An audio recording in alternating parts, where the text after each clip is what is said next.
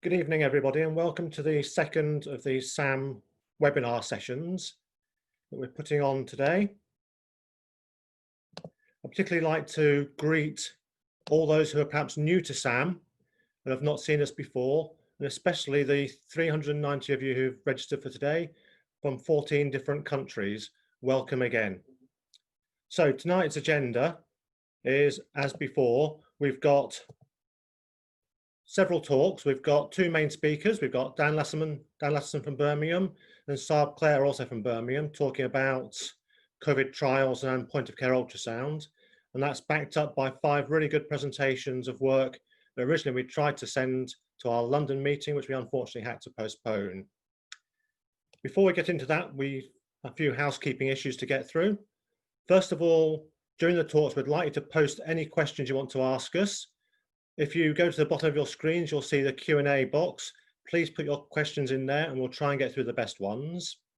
There is also a chat function, which we like you to look at, but please don't ask your questions on that one, as they sometimes get buried in amongst all the other chatter. Before we start, we'd just like to ask you a few questions through a poll. There's only 4 questions.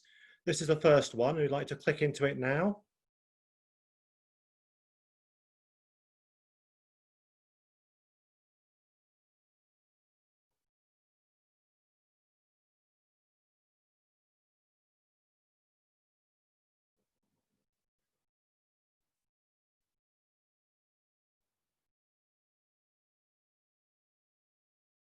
So we've got quite a lot of consultants, a few trainees. Nice to see some physicians associates, AHPs, nurses and pharmacists. And we'll move on to the second question.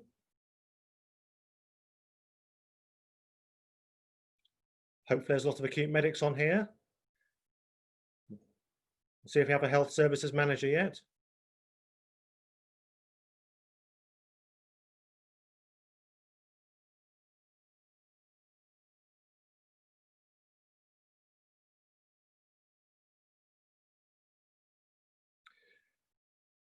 It's nice to see some other people, primary care, others, and some other medical specialties. So we're on to the third question now, which is an introduction to the 2 main speakers.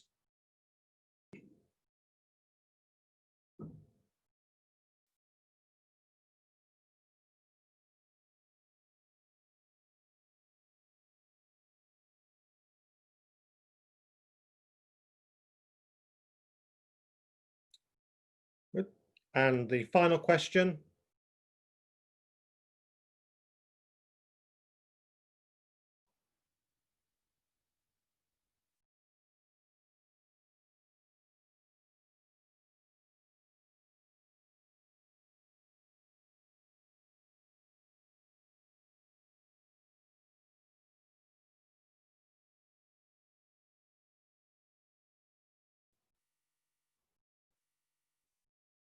Okay, so the confidence in point of care ultrasound is a bit less than in the trials. So the format is the same as last week. The main presentations will be 15 minutes with 10 minutes for questions at the end. We'll hope to have a quick tea break at about 10 to 8. Just before we go into the break, we'll have a couple of big bits of SAM news to share with you. So without any further ado, we'll move on to our first speaker, Professor Dan Lasserman from Birmingham. He's Professor of Ambulatory Care and is our academic chair of the SAC in acute medicine. So he's a very important person and look forward to being entertained by him. Thanks, Nick. Good evening, everyone. It's great to talk to you tonight. So we're going to have a broad update of all the ongoing trials, most of the ones we have for the UK. Now, I know that we've got a lot of international audience here too. So although this is a sort of a UK trial focused talk, there'll be lots of general learning about the patient with COVID and research and how it's undertaken.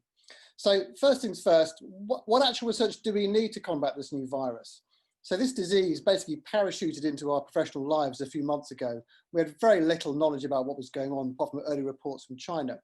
So obviously we need observational research. What happens to patients? Can we predict poorer outcomes? That helps us decide which patients should get which therapies when the evidence base emerges about what the optimal thing to do will be for patients.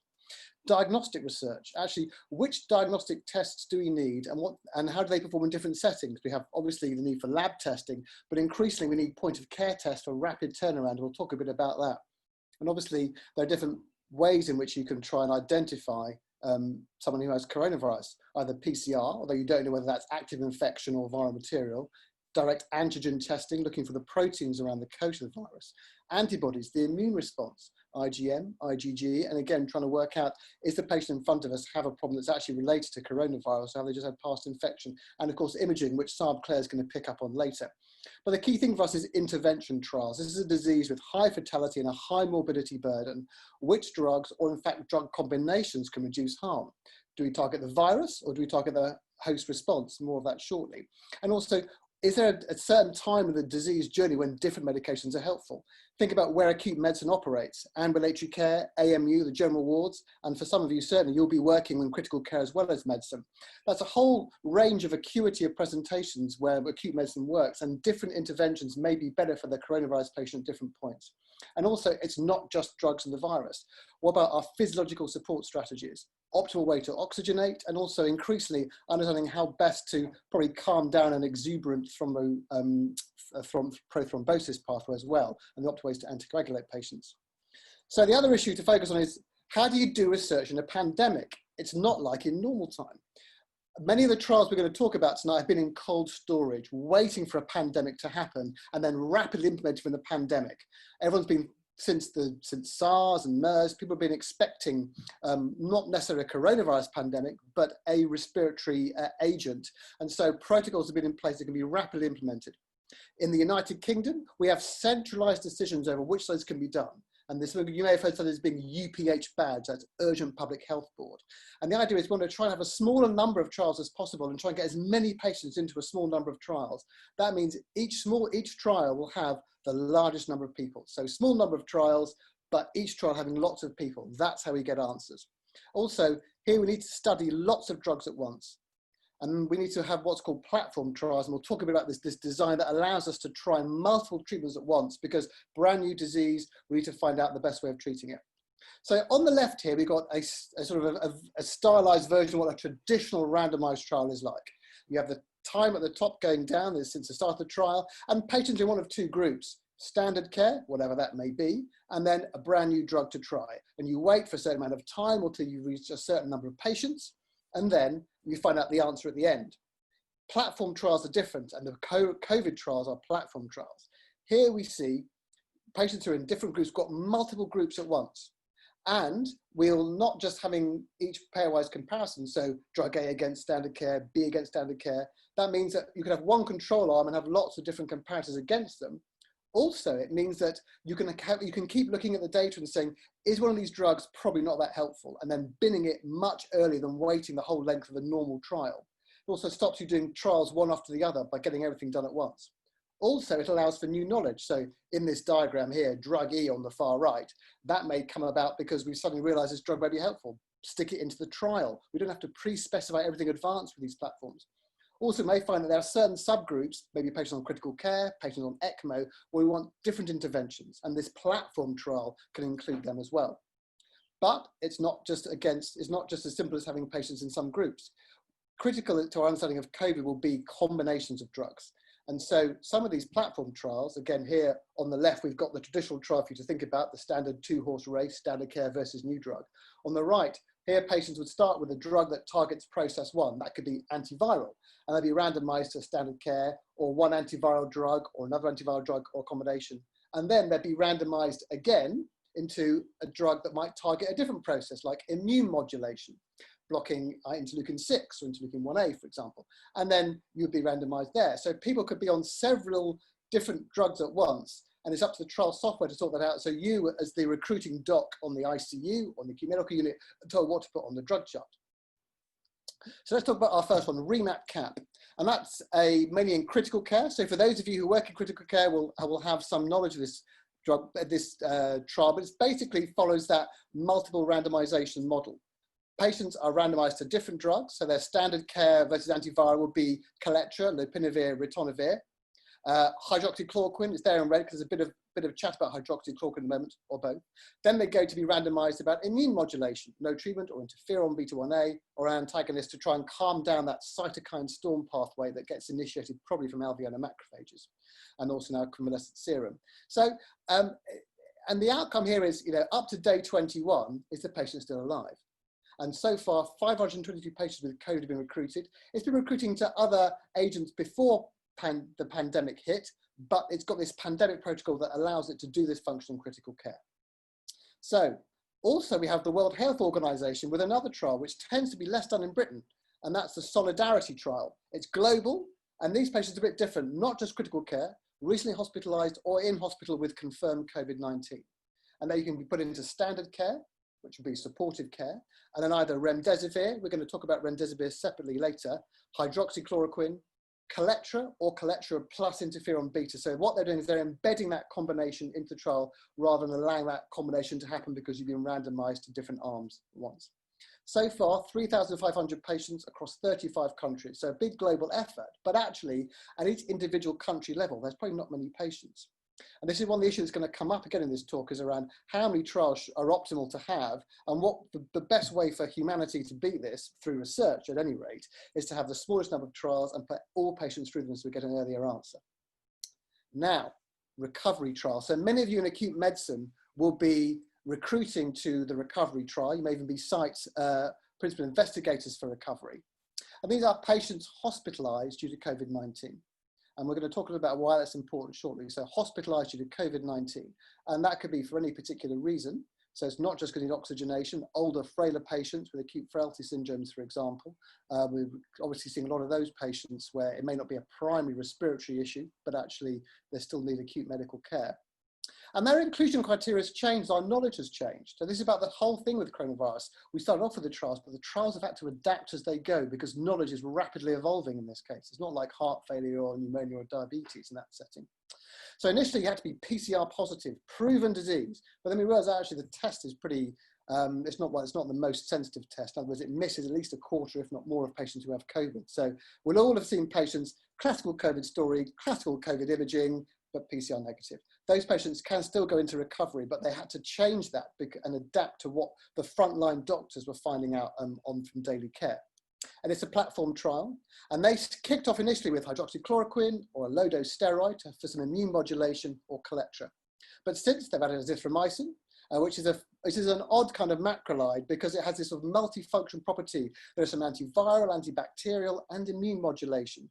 And so the evidence from other respiratory conditions like asthma, for example, if you have azithromycin over winter, it makes you pretty bomb-proof in terms of reducing infections. So it has this odd, interesting, but very helpful range of effects in the lung and convalescent serum. And now they've been allowed this second randomization by putting in an anti-IL-6, tocilizumab, a patient who get a lot worse. And the outcomes here, all-cause mortality at 20 days. Why do I keep banging about outcomes? That'll come apparent as we talk about remdesivir, but all of the UK trials are focused on trying to prevent death, improving whether we can stop patients dying with drugs against coronavirus. So here's an example of what recovery looked like initially. So you can be in standard care, the blue arm, or hydroxychloroquine, you stay on that for the rest of the trial, or low-dose dexamethasone, or lopinavir, ritonavir, and then they added in azithromycin as it became apparent that azithromycin may be effective. But then actually you can then be randomized again into whether you're getting convalescent serum or not. So it is adapting and increasing that idea to have being on different medications at the same time when they're both under test. And they've also added in this other arm if people deteriorate. So even if on that initial combination of treatment, you then get worse, and they define getting worse by your oxygen requirement increases and your CRP goes up. And there are obviously other ways to determine whether you're emerging into this cytokine storm and hemophagocytic lymphohistiocytosis through other biomarkers, but in their protocol, it's just oxygen, increasing oxygen requirement and increasing CRP. And then you can be randomized to getting tocilizumab or just carry on as you are. So the interesting thing here around these trials, not just how they're changing, but how people are interpreting observational data. And the reason why these slides were being done at the last minute is because this has been a rapidly evolving situation over the last 4 days. So initially people thought hydroxychloroquine, the Donald Trumpian choice, the anti-malarial, that has pretty broad action. Again, there may be some immune modulation. It may affect host response to viral activity, but there's a good thinking as to why it may be right. And a trial was done, believe it or not, there was a surgical collaboration trial looking at a national registry, well, international registry of patients in hospital. So this wasn't a trial. They just said, they looked at people who came to hospital with coronavirus, and they looked at those who were given either chloroquine or hydroxychloroquine, plus or minus a macrolide, usually azithromycin, or not. And if you look at this forest plot on the far right, the bottom dots are for chloroquine, hydroxychloroquine, chloroquine and macrolide, hydroxychloroquine and macrolide. And what those dots are, as they're saying, if you're on those drugs compared with not being on them, have you got an increased risk of death?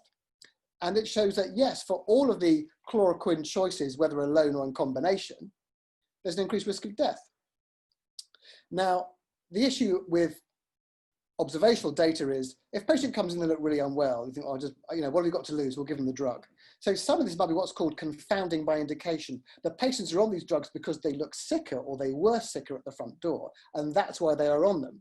So do we blame the increased mortality on the drug, or do we blame it on the fact that they look sick enough for doctors outside of a trial to give them the drugs? And there's a bit of credence to that, because if you look just above those drugs there, the patients who had increased risk of death were more hypoxic, unsurprisingly, and had a higher Q-SOFA score. So clearly they were more unwell and, unsurprisingly, a greater chance of death. However, the Medicines and Healthcare Products Regulation Authority, MHRA, they're the final governor over whether a trial can or can't be done with drugs in the United Kingdom, in addition to Research Ethics and Health Research Authority and other governments. The MHRA is the final arbiter. They've said you can't use hydroxychloroquine. We're suspending the arm in REMAP-CAP. So for REMAP-CAP, you can't have that.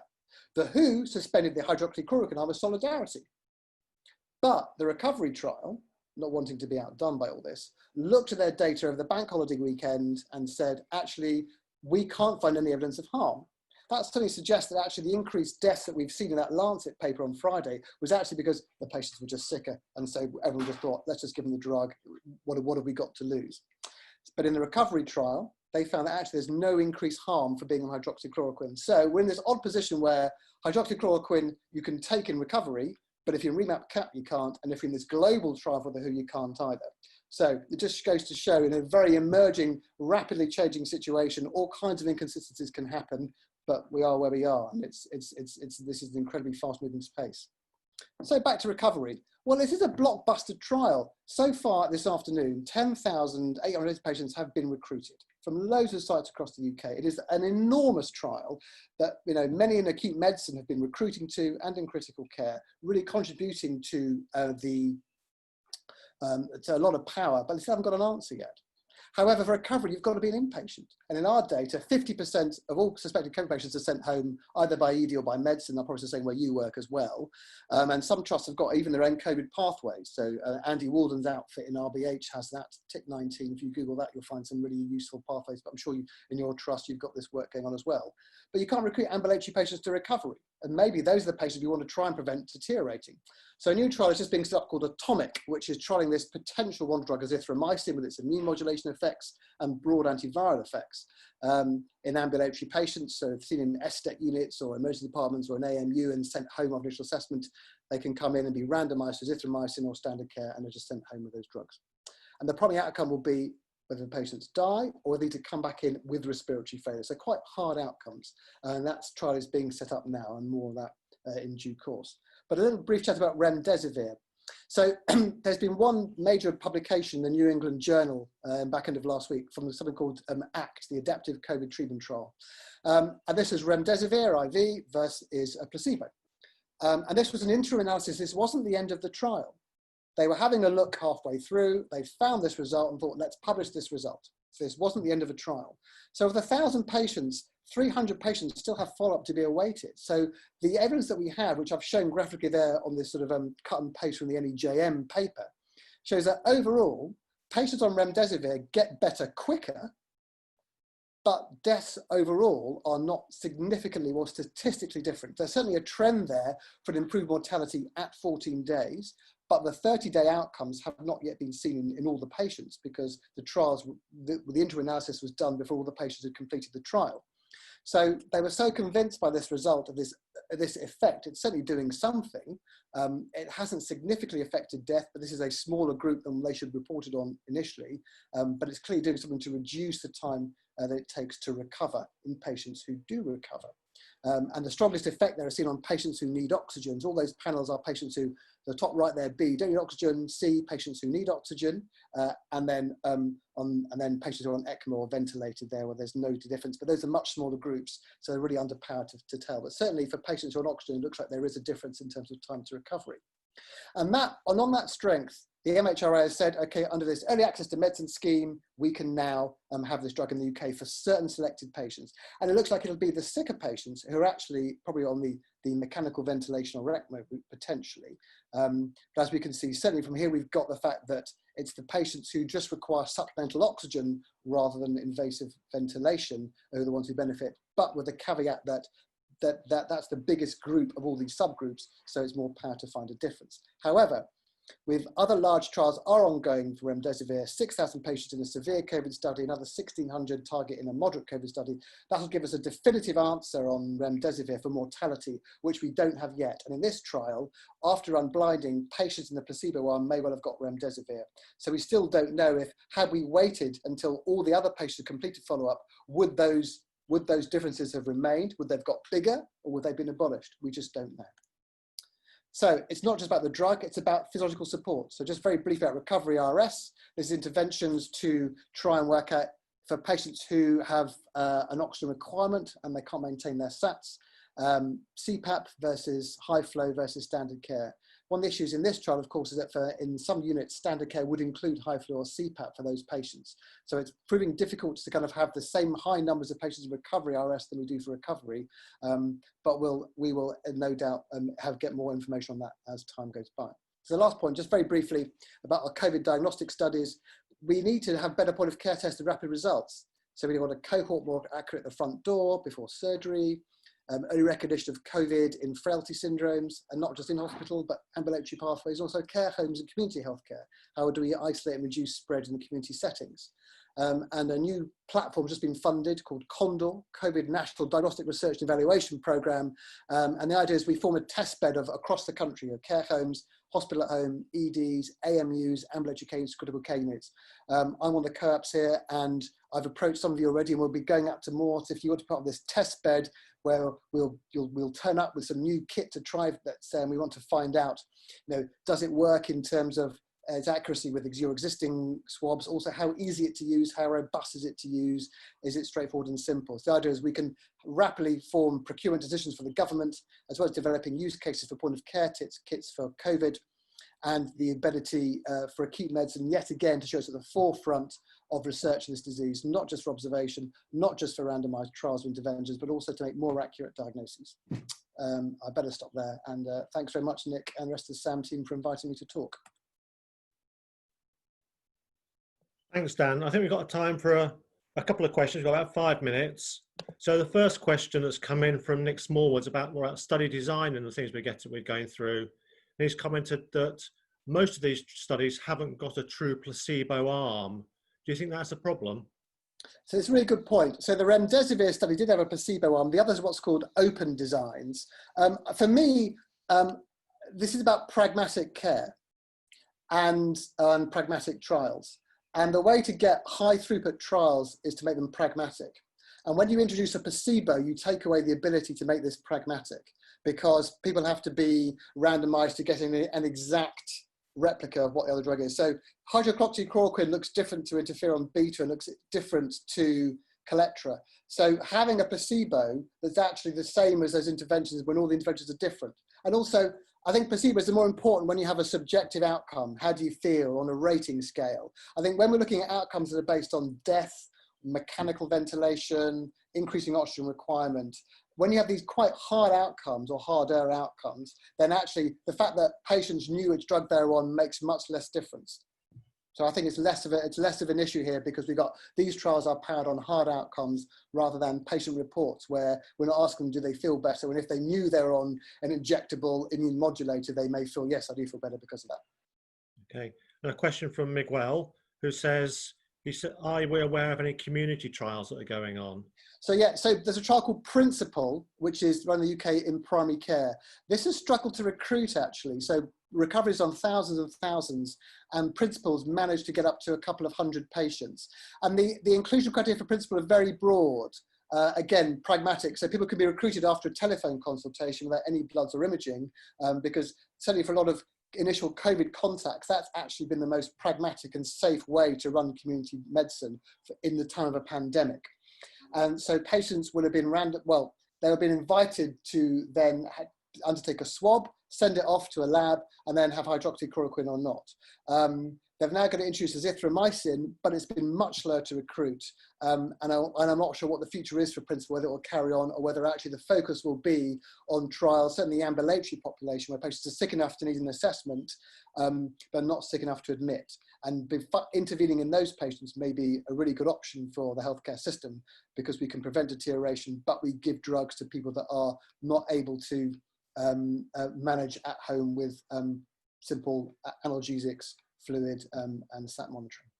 And then one final one from James, which may well lead into an advert for something that you and Sam are about to send out in the near future.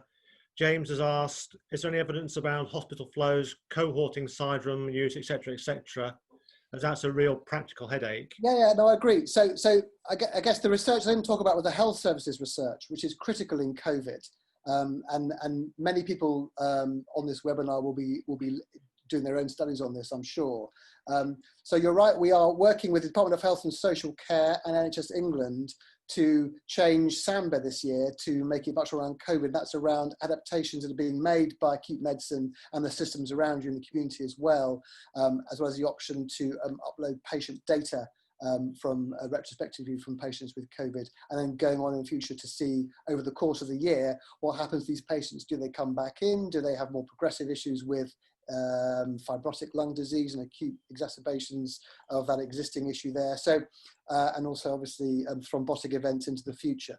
So you're right, that will be a focus, and we'll be balancing that with some hospital episode statistics work on how hospitals have been impacted, and whether we can tie up the choices that have been made around organisation and delivery with flow measures and clinical outcomes at scale at each hospital. So that is coming, but I'm sure others who are on this webinar will no doubt be undertaking their own research as well. So everybody, please watch out for that. It's going to be our big landmark study for acute medicine run through Dan and his team. So look out for that when it comes and get involved. Dan, are you going to be around here for a few minutes to answer? No, definitely. I'll keep an eye on the chat box. Great. Many thanks, Dan. Pleasure. Thank you. So now we'll move on to our second presentation. This is from acute medicine consultant Morgan Williams down in Bristol, whose paper is entitled Acute Renal Injury Due to Paracetamol, a Systematic Review. Over to you, Morgan. Thank you. So, hi everyone. First of all, thank you for the opportunity to present at this webinar. So as I said, I'm an acute medicine consultant with a specialist interest in toxicology.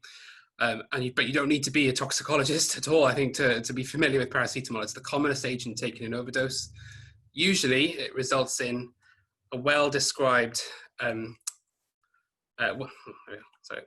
well-described hepatotoxic syndrome, first described in the 60s, but evidence of a nephrotoxic effect took a bit more time to emerge.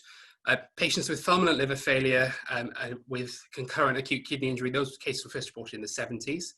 Initially, it wasn't clear whether that was just due to fulminant liver failure itself, being very a common cause of renal injury, but then later reports of people with lesser degrees of liver injury with acute kidney injury, and then patients even with acute kidney injury with no evidence of liver toxicity at all. That sort of cemented the fact that it did have a nephrotoxic effect of its own. Nowadays, so the phenomenon of isolated acute kidney injury secondary to paracetamol, acute paracetamol exposure, is recognized, but we don't know how common it is.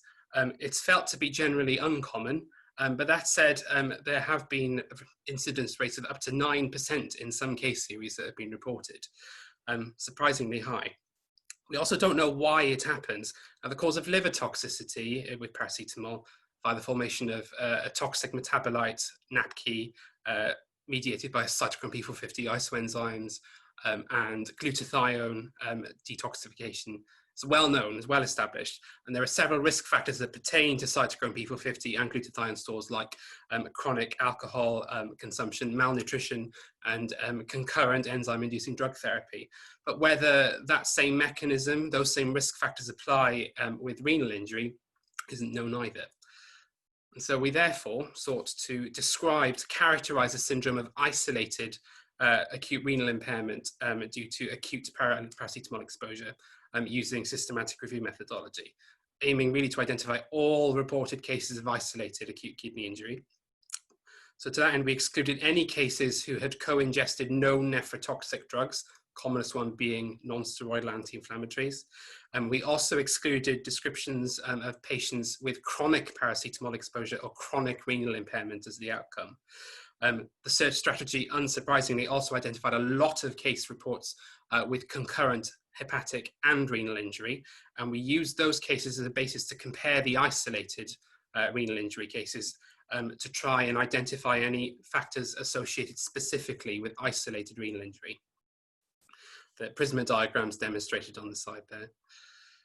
So we identified actually 23 cases of isolated acute kidney injury. 16 of those were after acute overdoses, and 7 were after 7 single therapeutic doses of paracetamol.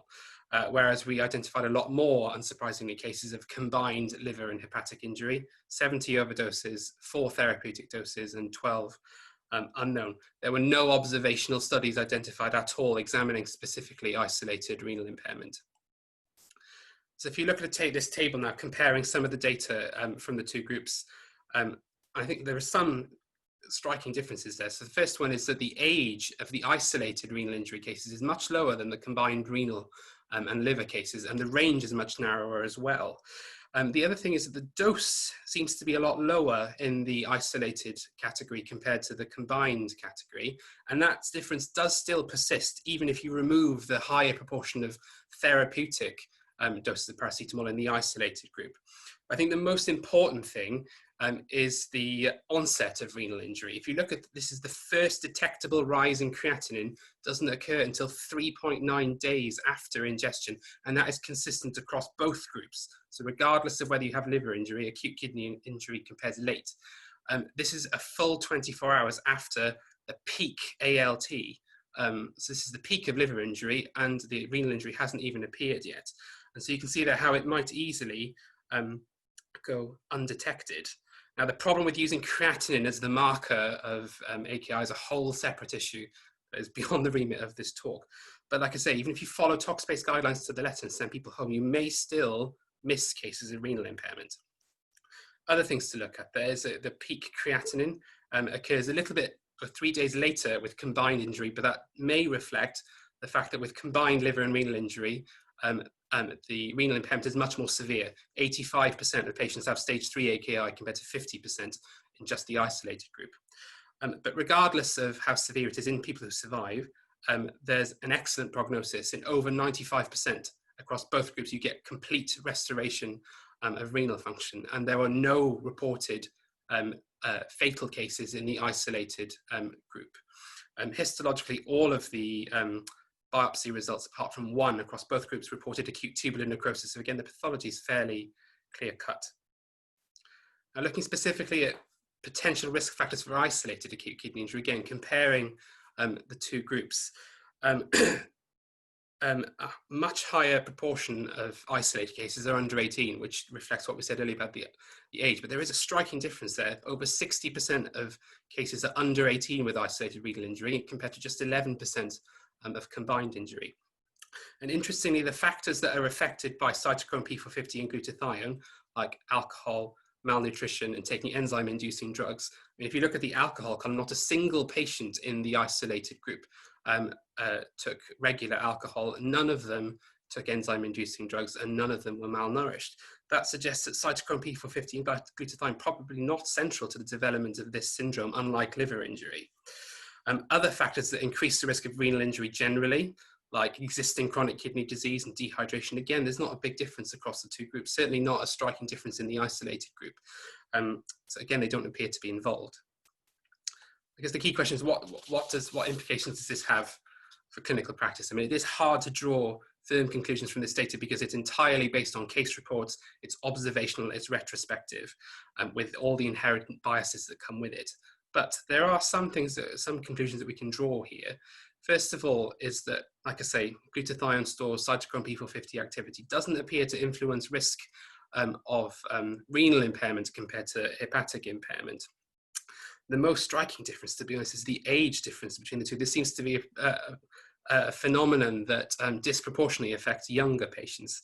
The other thing is that acute kidney injury, when it occurs with or without a liver failure, it occurs late. And so if you discharge a patient without any liver dysfunction, you may be missing cases of acute kidney injury. UK tox-based guidelines do mention this specific isolated renal injury phenomenon, but they don't make specific provision for its delayed presentation. But that said, the course of it is very benign with an excellent prognosis. So does that justify any changes to tox-based guidelines or our current management? Certainly not drastic ones, I don't think. That said, all patients with paracetamol overdose who you're discharging home should always be counseled to return if they develop abdominal pain, jaundice, or vomiting, and perhaps extending that to include oliguria and loin pain, which are the symptoms that most of these patients reported, may not be unreasonable. But like I say, it doesn't support a drastic change in guidelines. And so that was the end of my talk. Thank you very much for listening. And I'm happy to take some questions. Questions, they may be slightly outside the remit of what you were saying.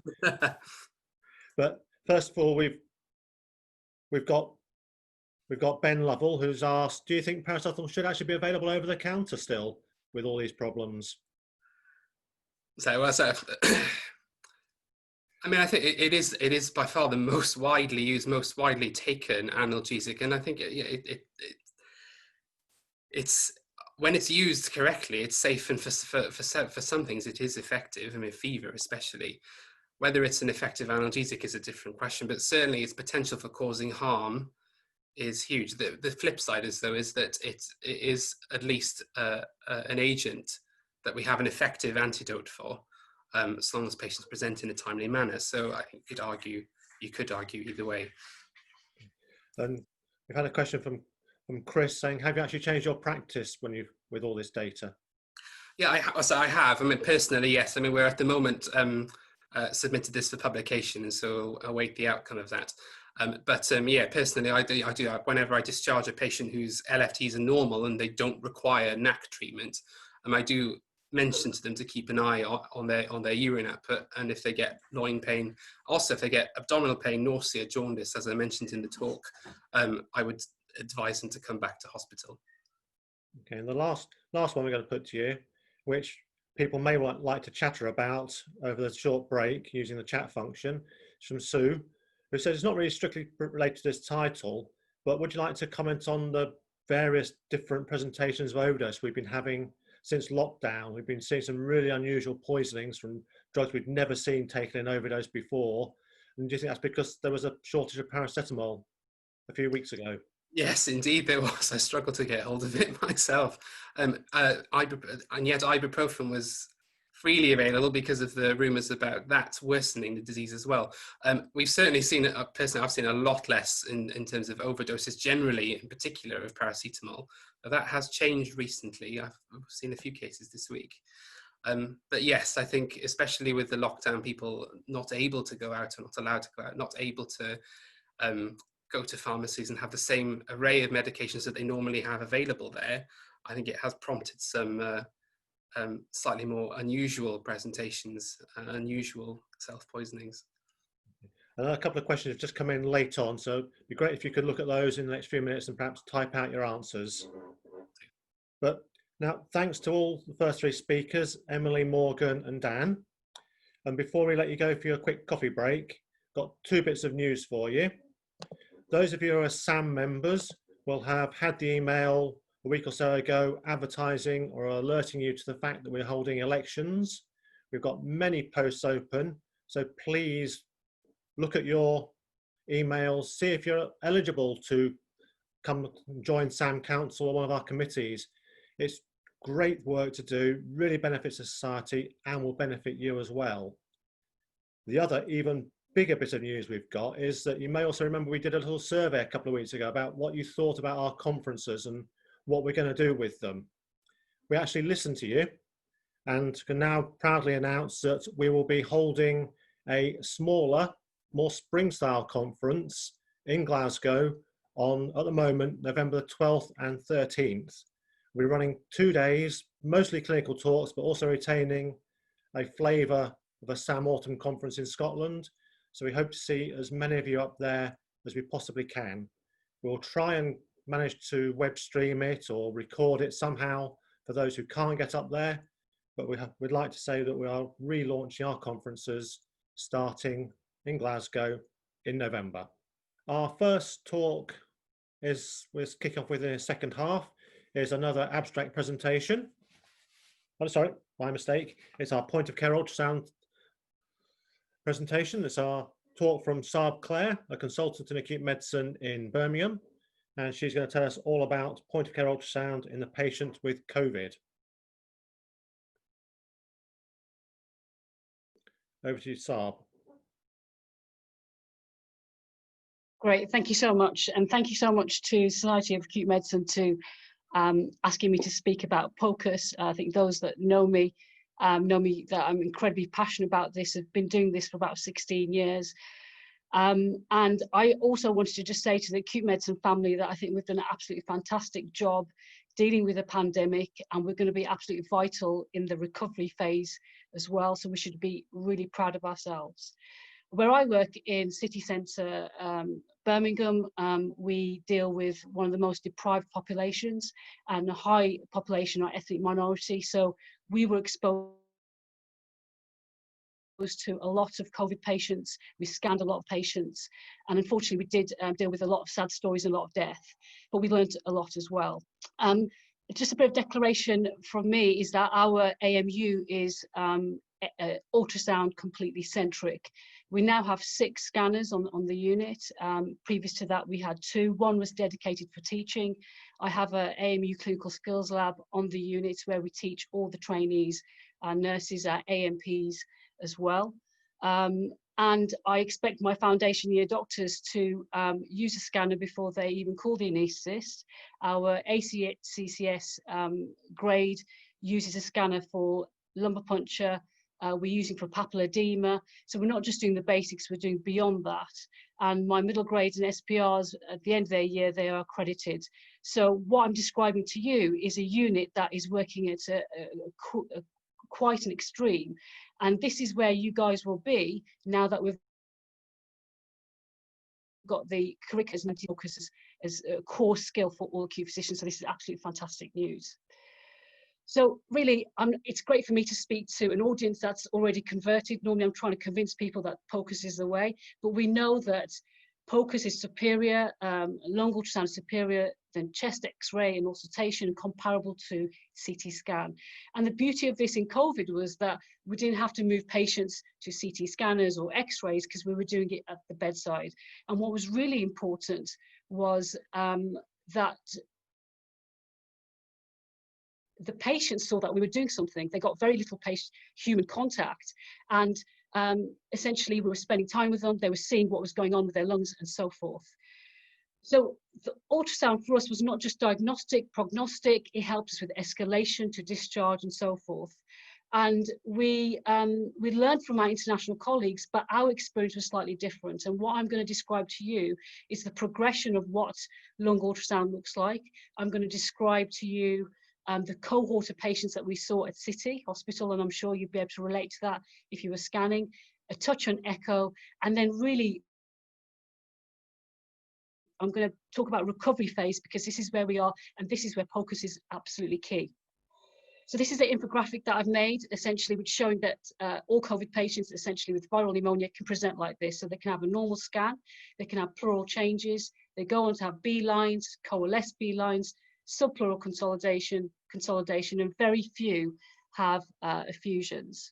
So for those who don't do much ultrasound, this is what a normal lung looks like. And let me tell you that lung ultrasound is very easy to learn. I learned it by reading a book, and I assure you, you can do the same. And essentially what you're looking for in a normal scan is something called A-lines. And A-lines are essentially, they are reverberations of your pleura, the bright horizontal line that you see sliding across. So it's really easy because all you're doing is looking for artifacts and abnormal pathology when you're doing lung ultrasound. So as we move on, first thing you'll see is thickened pleura. So this shows you thickened pleura. This is really important because you need to differentiate between other pathologies such as heart failure, which will have thin pleura. I'm not sure if the videos are working, but they're a bit slow. The very other thing that you'll see is B lines. Now, B lines are vertical lines that come from the pleura all the way down. And essentially what they are, they're either fibrosis or fluid within the interlobular septa adjacent to air in the alveoli. This is what they look like. The more B lines you have, the more sicker you will be. And essentially B lines are curly B lines that you see on the chest X-ray. As B lines increase in size, they coalesce, so they actually merge, and you start seeing more of a waterfall sort of appearance like this. So you're seeing less and less air, the patients are sicker, they're needing much more oxygen, and this is what coalescence looks like. You can see that there's very little lung there. Subpleural changes. So remember I showed you the pleura that was normal. Look at this pleura. You can see that it's not straight at all. It's moth-eaten, and there's subpleural consolidation beneath that. These patients are sick. They have high CRPs and requiring a lot more oxygen and need IV antibiotics. As we move on, we go on to I'll just move backwards, sorry.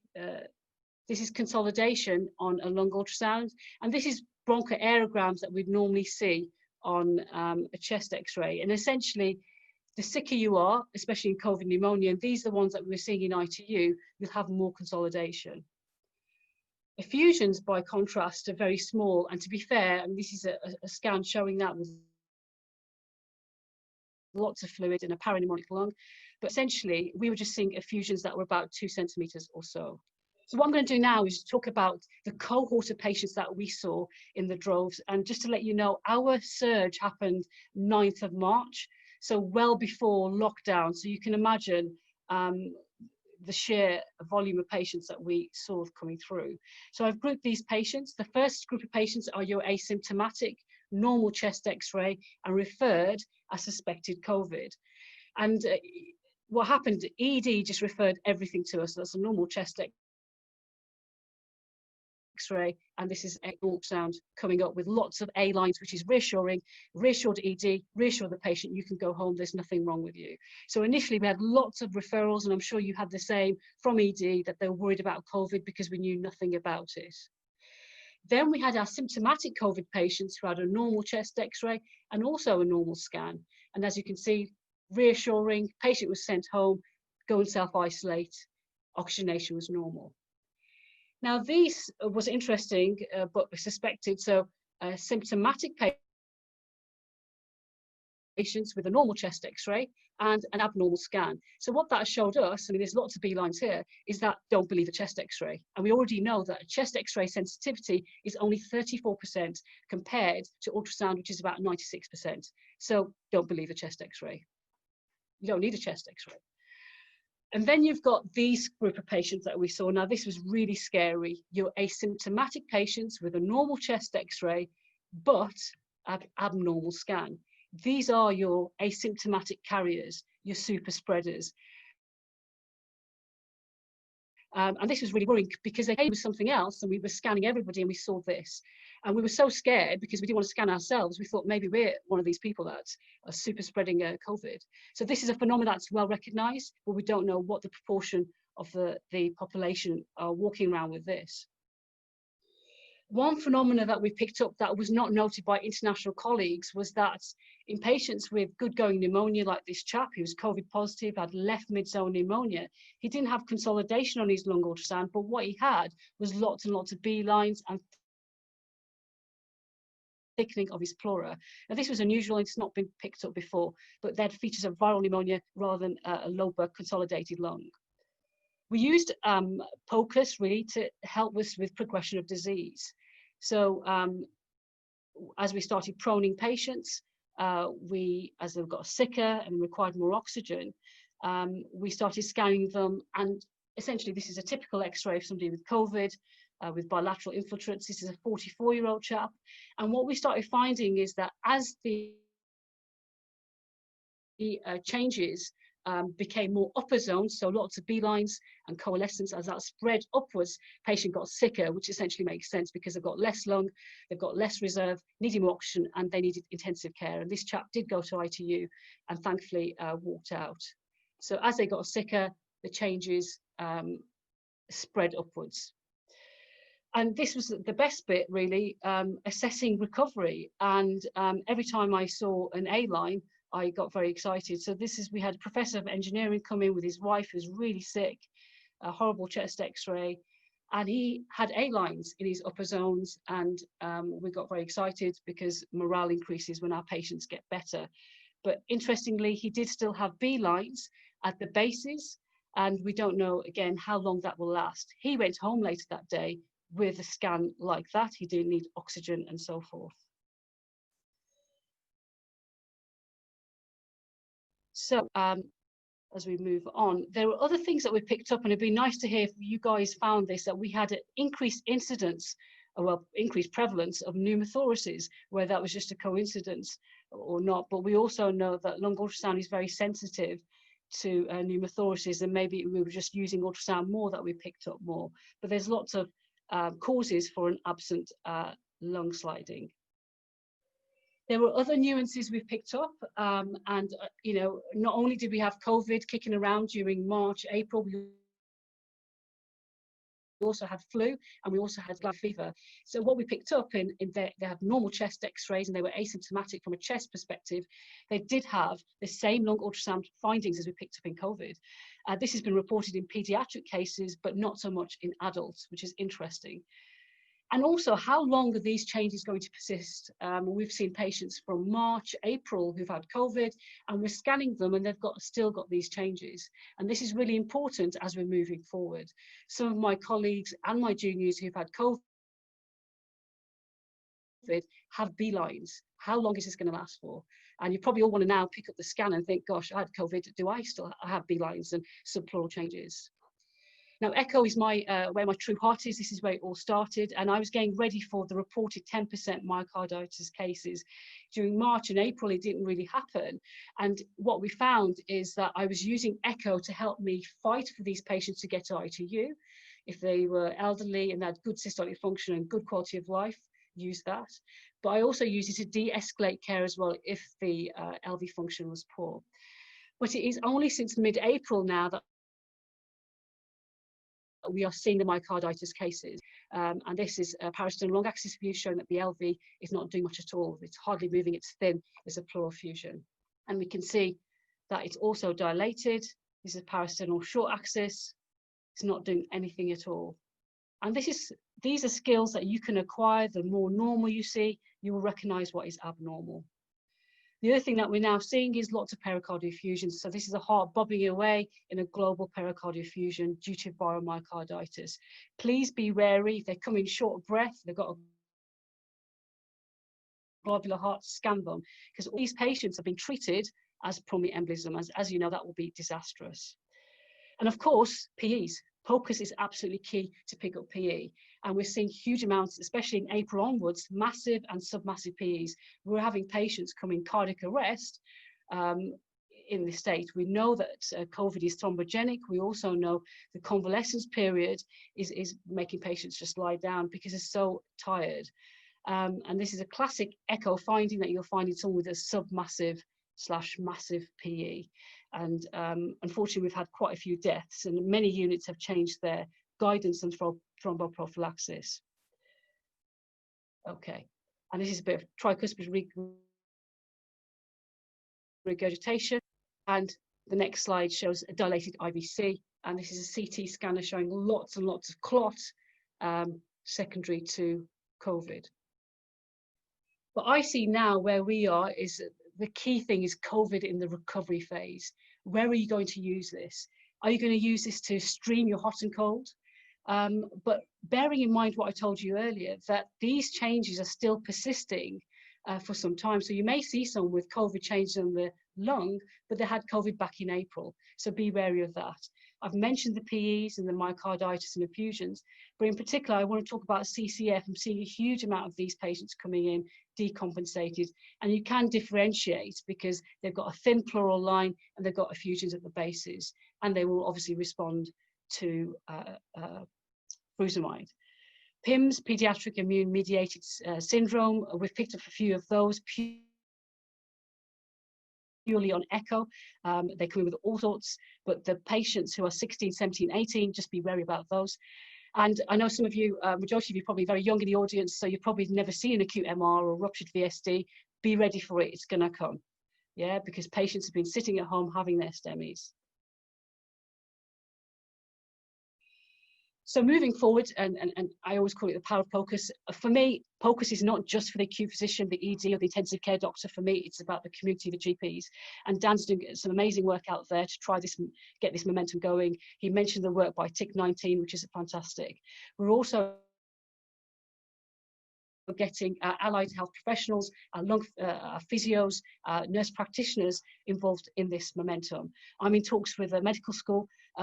It's a no-brainer. I mean, we don't do vocal resonance. We need to move the technology, and we need our doctors to be able to have these resources so they can apply it. I mean, what we have found is it's been completely invaluable in COVID, diagnostically, prognostically, escalation-wise. What we've done is described a new illness, picked up nuances. But for me now, it's moving forward in the recovery phase. We've become so COVID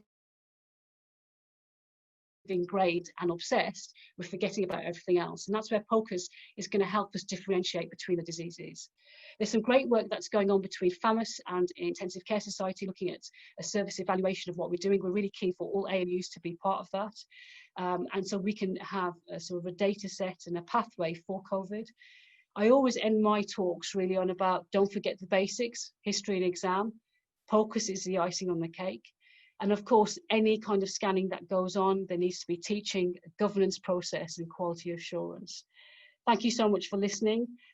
Please visit my website, which has lots of teaching materials. It has all this stuff about COVID. I am more than happy to mentor and supervise you virtually. Come to my unit, you'll have a scanner for yourself, and come and see the patients. Thank you again. Thank you very much for that talk. I'm guessing the first question we've got here is probably a no-brainer for you. The first question is, from your point of view, should we abandon the chest X-ray and rely on ultrasound instead? Absolutely. We've got the data which shows that it's only 34% sensitive compared to lung ultrasound. It's a 2D. You're seeing a 2D, whereas your lung ultrasound, you can see all the lobes in the different views. And the diaphragm, as you know, it's a 3D structure. So whatever you see posteriorly, you don't see anteriorly.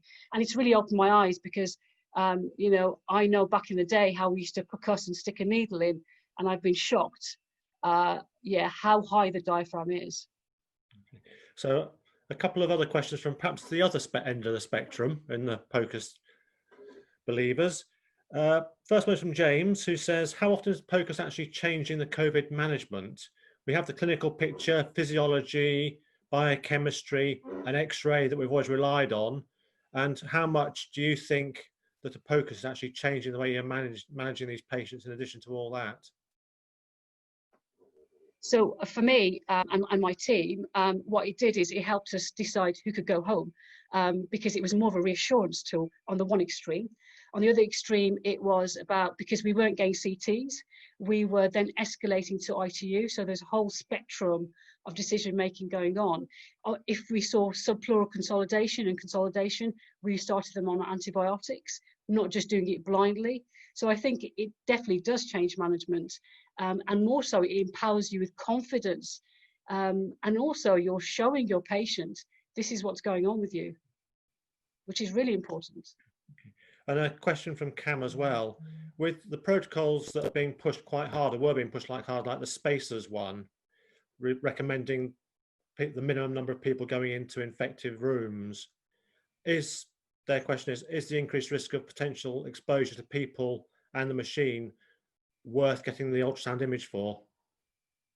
Yeah, so we had dedicated COVID machines, and essentially, I mean, initially I did advise my team to just scan posteriorly, but we had appropriate PPE, and my trust has absolutely been fantastic with that. And actually what I found is that scan posteriorly, you miss a lot of pathology anteriorly. And if you've got the very small scanners, and you clean it properly, and you've got the proper equipment, there's no real cross-contamination. That's very lucky. We've got one scanner for a whole unit. The other thing is with the recovery. We know in pneumonia we're told to x-ray at 6 weeks. In COVID, we've been told to x-ray at 12 weeks. Have you got any idea yet as when the ultrasound images get better? Yeah, I mean, that's one of the things that we need to look at, because as I said, we've seen patients in March who are still lingering with lots of pleural changes and B-lines. So that's the unknown, and I think that's something that we need to look at from a POCUS community, if not an ultrasound community. How long does it last, and is it again superior to a chest X-ray, which I'm sure it will be. Okay. And from another person who's also asking a question, with all the data that's coming out of POCUS and your studies, do you think that's going to feed into the various VTE guidelines for treatment and prophylaxis for patients? Sorry, I missed the last bit, sorry. With all the data you're getting from POCUS, do you think it's ever going to feed into the VTE guidelines, looking at extended prophylaxis, high dose prophylaxis or treatment doses?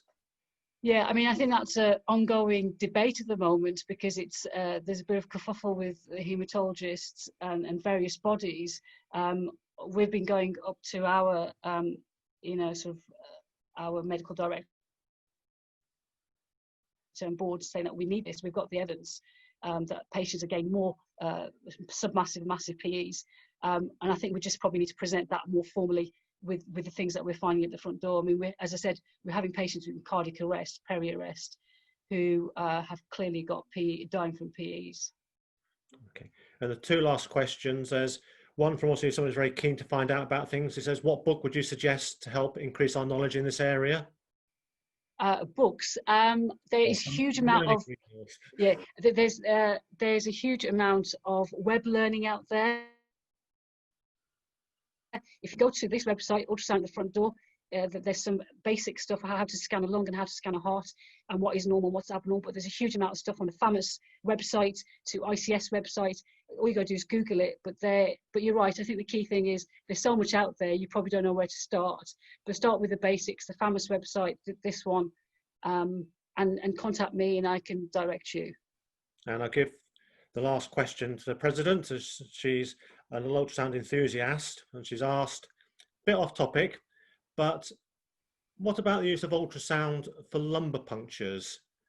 Is it really adding to the success over and above what a good positioning and knowledge would have? Absolutely, and we are linked, absolutely, because we are linked with the eye centre, and our patients coming with IIH, and they're incredibly overweight.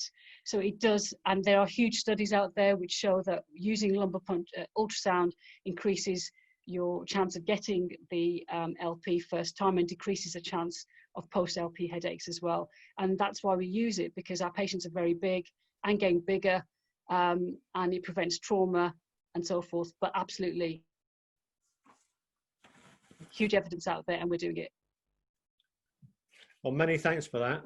From the comments that are coming through, a lot of people have been thoroughly inspired by that. So we'll. Yeah, that's my key, to inspire the nation, if not more, to get involved with POCUS. I think between you and Nick Smallwood, you're doing a great job. Thank you. So many thanks for that talk. Moving on, we're going on to our 3 abstract presentations. The first of these is from Mustafa Kadam. He's a trainee in acute medicine and stroke. This is slightly different in that this is a video presentation only, but Mustafa has said that if we collate any questions you have for him, he will answer them by email. So we've got a presentation now on improving the continuity of care on the acute assessment unit in a district general hospital from Mustafa at St Thomas's in London. Good evening, my name is Mustafa Kadam and I'm an acute medicine trainee in South London. Today, I would like to present to you a quality improvement audit we performed in a district general hospital where we had hoped to improve the continuity of care provided by physicians on the acute assessment unit. Continuity of care is paramount in maintaining the optimal management of acute medical admissions. It fosters trust between the lead physician and the patient, ensures optimal and efficient management, and also reduces the chances of an adverse event occurring. Our aim was to improve continuity of care on the acute assessment unit by moving from a zonal system, wherein each consultant is allocated certain patient bays on the acute assessment unit, to a consultant-led system, whereby the consultants keep the same patients that had post-take 24 hours prior. We performed this project by restructuring the consultant rota in order to enable them to review the same patient on the AAU that they had seen the day prior as a new admission. Day 0 would therefore be the day of admission, and the patient was seen on the post-take ward round, and day 1 is the following day. We retrospectively audited all patients who were admitted in May 2019 when the zonal system was in place, and each consultant was allocated certain patient bays, and compared this to all patients who were admitted in August 2019 when the new consultant-led system was implemented. Only admissions from Monday to Thursday were included in the final analysis, as patients coming in on Friday to Sunday would be seen by a general medicine pool of physicians. In addition, we excluded patients who were discharged prior to day 1, patients who moved from the AA to a different ward prior to day 1, when a death occurred prior to being seen on day 1, or if the patient was admitted on a bank holiday. In total, there were 286 patients included in the audit in May 2019, and 241 patients in August 2019. We performed chi-squared tests to assess for statistical significance. This graph illustrates that following the changes made in the system, continuity of care significantly improved. On the x-axis, we have each day in May 2019 and August 2019, wherein we collected patient data, and on the y-axis is the number of patients who were seen by the same consultant on day 0 and day 1. On the whole, there was an improvement in the number of patients being seen by the same consultant in at least the first 24 to 48 hours of a patient's stay on the AAU.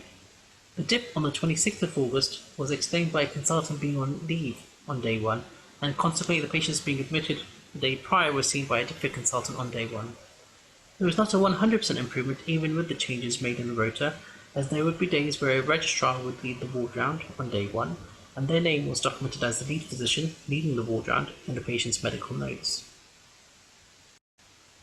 In summary of the results, in May 2019, when the zonal system was in place, just 11.5% of patients had seen the same consultant on day 0, which is the post-take ward round day, and day 1.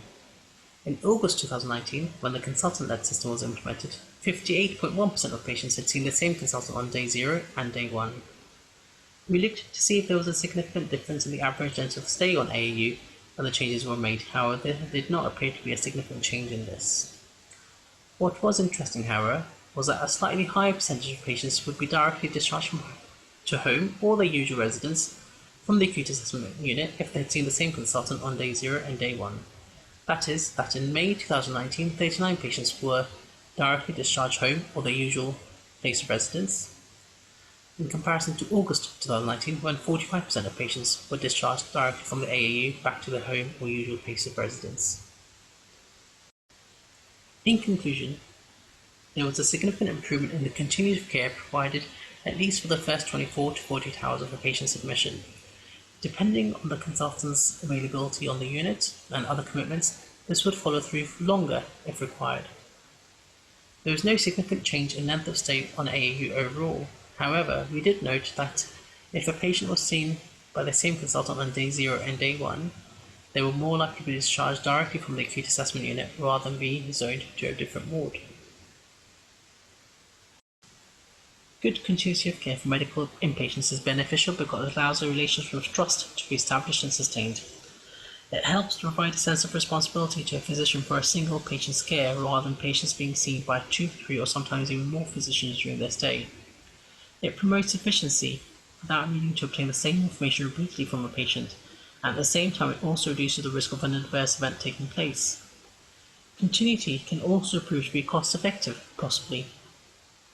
For instance, the initial physician may be satisfied with the story so as to not order further investigations, whereas if a patient is seen by different physicians during their stay, they may undergo further investigations, including that CTPA which they may not have needed. To see a patient's care from the outset with the hope of turning them over in the first 24 to 48 hours can also provide a sense of satisfaction. There are, however, limitations to a consultant-led system. The patients would be scattered and not delineated nicely in a single bay, and therefore there would be a real stress in ensuring all patients are allocated a lead physician. There is also a risk of overburdening a particular team depending on how busy the take had been. In our case, there were days when this happened, however a real sense of teamwork in the acute assessment unit ensured the workload was divided evenly.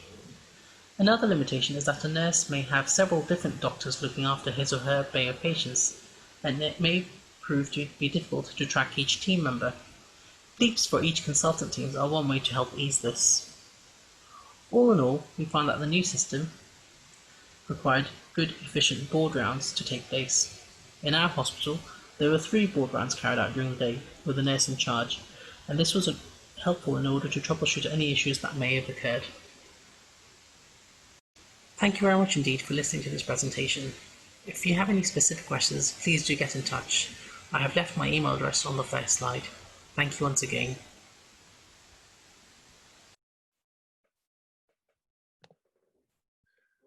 Thank you all for listening to that, and thank you for the recording. We're now moving on to our, and don't forget that any questions you want to ask, just put them in the Q&A box and we'll email them through. Moving on to our next presentation, it's Mei Xian Lu from Leicester. She's currently in F2, working at Leicester Royal Infirmary, somewhere I've got very deep, distant memories of when I was a foundation doctor, whatever we called them then. And this is a talk about the use of medical short stay unit score in identifying patients for a short stay unit. Thank you. So hi everyone. How can I go back to my first slide?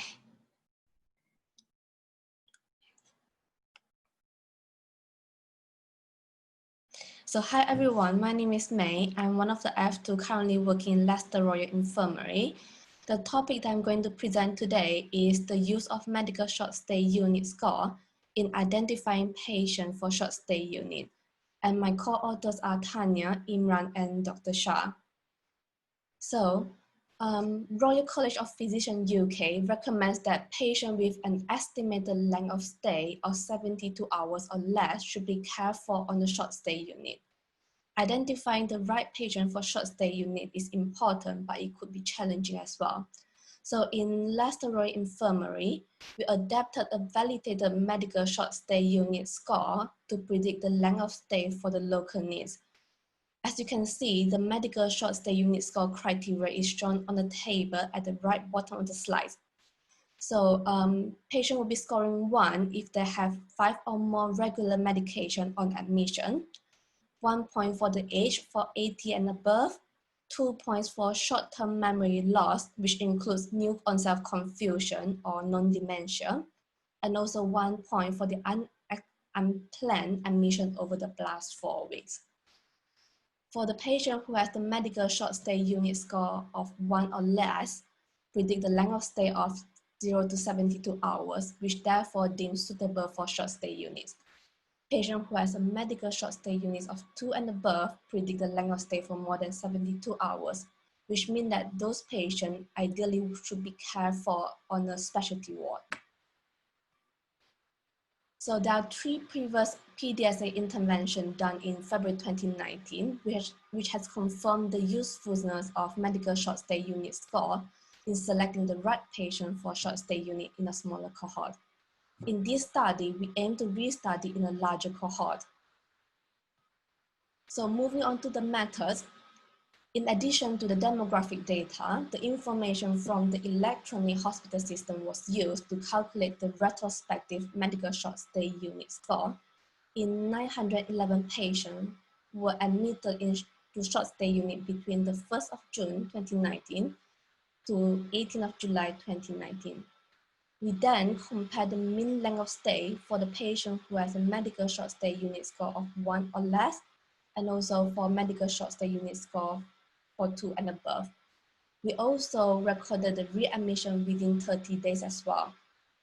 The exclusion criteria for the study is the length of stay for the patient in the short stay unit of 15 minutes or less, or those patients who has incomplete discharge summary, which stop us from calculating the retrospective medical short stay unit score. So for the results that we got from this study, we are able to identify 911 patients from 915 admissions to the short stay unit during the study period. The median age was 68 years old, ranging from 16 years old to 102 years old patient admitted to short stay unit during the study period. There are about 48% of patients in this study were male. So the number of patients, as you can see from the result on the pie chart on the left, it shows that out of 911 patients, there are 60 patients who has a medical short stay unit score of 1 and less, which means about 544 patients out of 911 patients is appropriate to be admitted to short stay unit. On the chart on the right side is length of stay that we compare for the patient who has a medical short, who has a score of 1 or less and who has a medical short stay unit score of 2 and above. So the mean length of stay for patient who has medical short stay unit score of 1 and below is about 55 hours with a standard deviation of 2.9, and the mean length of stay for the patient who has a medical short stay unit score of 2 and above is about 80 hours with a standard deviation about 3.5. We calculated those patients with a medical short stay unit score of 2 and above and those who have stayed for more than 72 hours. And we calculated with the maximum length of stay have been 72 hours for those patients who has a score of medical short stay unit of 2 and above. There will be an additional 1,219 hours per 100 patients will be available, which equating to about 17 patients per 100 patients. And the readmission rate within 30 days for the medical short stay unit score of 1 and below versus the medical short stay unit score of 2 and above was about 16% versus 26% respectively. In summary, patient who has a medical short stay unit score of 1 and less had a shorter length of stay, which confirmed the usefulness in using the medical short stay unit score to identify patient for the short stay unit. And also we found that avoiding unsuitable patient, which means patient who has a score of 2 and above on short stay unit, could allow an additional 17 patients per 100 patients, thereby improving the patient flow. For the right selection of patient who has a score of 1 and below demonstrated lower readmission rate comparing to the patient who has a medical short stay unit score of 2 and above, which also highlighting a patient safety as well. I think that's all for my presentation. Thank you. Any question? Thank you very much for that presentation. It's an interesting piece of work that goes along with lots of other scores that people use. Just one thing about the methods you had in your study. It's a bane of our lives is incomplete discharge summaries. How many patients did you have to exclude from your study because you couldn't find the data from that? So during this study period, we excluded about it's only 4 admission being excluded because the incomplete discharge summary, we are not able to get the information for us to calculate the retrospective score, such as sometimes we can't identify is the patient having a new onset confusion or is the patient non-dementia, things like that, which will affect our study. That's why we excluded the patient out from the study. Okay. Just out of interest, are you using paper records in Leicester or is it an electronic system? Electronic system. Okay. Yeah. Got a comment in from Dr. Crossland. it's just, it's a really nice study, but do you think it's a little bit conservative? And were there any other factors you might want to add in that you feel might help select more appropriate patients? So, so in this study, we also, I've been working in short stay units. Sometimes patients did have a score of like 1 or less, but they have exceeded the stay of about 72 hours, because sometimes it depends on the discharge plan. Sometimes patient has sudden deterioration in between the stay in the short stay unit. So, so I think this is just a guide for us to predict the length of stay, but it's not definitely 100% telling us that it's about patient having a 72-hour stay, will be having a 72-hour stay in the short stay unit. So I think some other factors in between will need to be considered to be added on as well. Just out of interest, how large is your short stay unit? So we have 2 short stay units. One is Ward 34 and the other one is Ward 7. So we combine both together as one. And how many beds would that have? Just to... If I'm not mistaken, in Ward 7 we have 3 bays of 6 patients, and we have 4 side rooms, which means about 24 patients that we can accommodate in Ward 7. In the other ward is about, I think there are 4 bay of 6 and 4 side rooms, which means we have about 28 patients in the ward. Okay. And do you roughly know what sort of percentage of your take-in Leicester ends up on the short stay? I think anecdotally for us, it was about 30% when we last checked. I have no idea, to be honest. That's like just a question. That's all right. Okay. Anyone else got any questions or comments they'd like to ask May? See, Kemal has commented back in the days of 2016. There was a criteria where patients were assessed to be transferred. Has it been updated since 2016?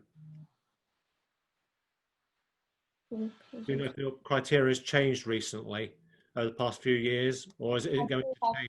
We have updated short stay unit pathway, which updated in the February 2019. So I'm not sure back in 2016, is it the same criteria that we used, but we have updated short stay pathway in February 2019. Okay. And do you think you're going to update the criteria again following this work? I think following this work, we are going to present it in a departmental meeting to the doctors, to the junior doctors, so that it will raise the awareness about using the short stay, medical short stay unit score to select the right patient. We will also let the nurse in charge and matrons and the patient flow coordinator know about the result, know about using the medical short stay unit score to identify the right patient to be transferred to the short stay unit. That's really good. Many thanks for presenting your work. Good luck. Thank you. Thank all our presenters for fabulous work they've presented tonight. It's been really, really good, and I hope it's inspired you all to join in again next week. Before you go, however, we have got 2 poll questions for you, which should be flashing up in a second. So this is closing poll question 5. Please rate your understanding of now about the ongoing trials in COVID-19. Was it low, medium, or high?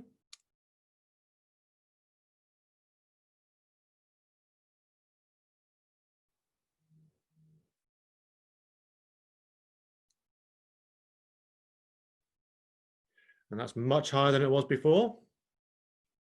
So Dan did a good job. And the second question.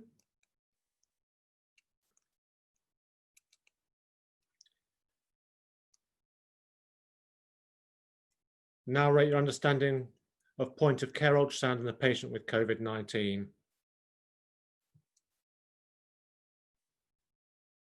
I suspect a supplementary question for this was, how stimulated are you to now go and find an ultrasound machine and start looking at your patients? And again, that shows a great change. So I'd like to close tonight by reminding you all of the SAM elections, the SAM conference in Glasgow, the following dates on the closing screen here. I'm waiting for this, was this useful or not, question to come through. That's good, 100% of you thought it was useful. In which case, we'll do it all again on the 3rd of June, the 10th of June, and the 17th of June. Just like to finally thank Christine and her team, and technical support, which has got us through it.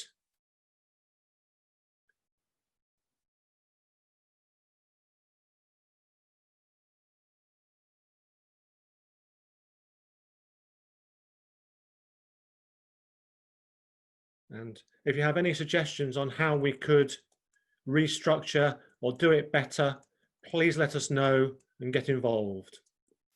Thanks again.